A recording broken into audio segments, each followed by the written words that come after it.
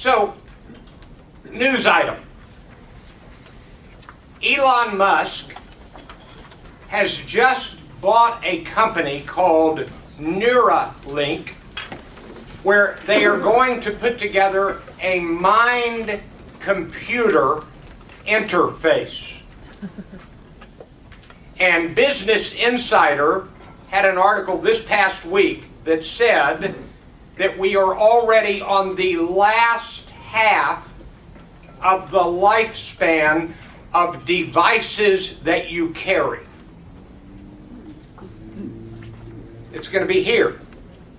I don't know how, but it's going to be here.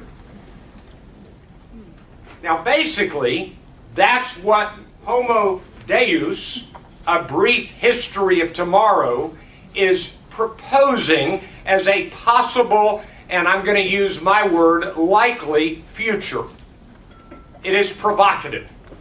Turn to page 9. We're going to jump back later to the beginning, but turn to page 9, and I'm going to begin with some stories and items, and the first one was the Elon Musk story. Let's keep going. Where do we place the power? This book is really a book that says, let's think about what power is. And he tells a remarkable story of Sousa Mendes, armed with little more than a rubber stamp, who was responsible by stamping visas until he literally collapsed from exhaustion in the midst of what became the Holocaust.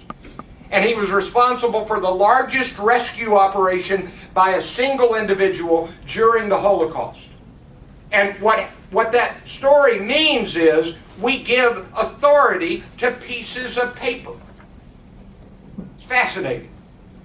Or, get ready for this, more people died from the flu epidemic just before World War I than died in the war, World War I, which was a big war.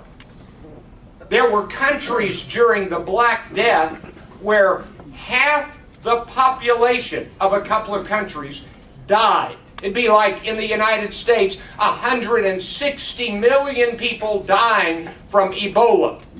Not anymore. Here's the item.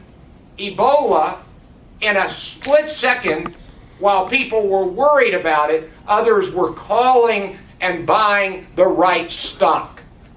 It became a business opportunity. And by the way, very few people died, and people made a lot of money. Why is this book worth our time? Number one, it is a genuine bestseller. A follow-up to the author's very popular first book, Sapiens. In other words, his books are part of a national and international conversation. Thus, this book is worth reading just to be in the know. And sometimes that's why you want to read a book other people are talking about.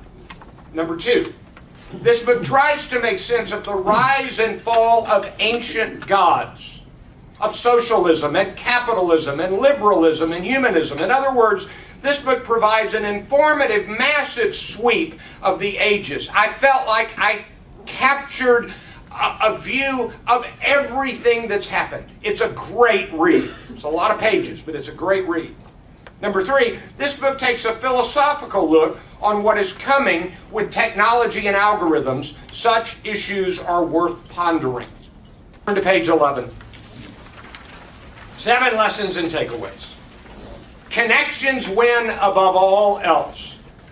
And in the era of data and algorithms, every connection is remembered and the knowledge is useful. And connections continue to grow exponentially in number and importance. It's the connections that matter.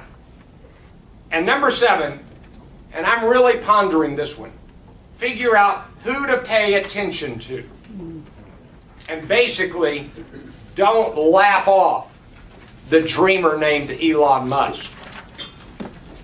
Homo Deus, A Brief History of Tomorrow. It's the provocative book of this era. I hope you found this useful. Thank you very much.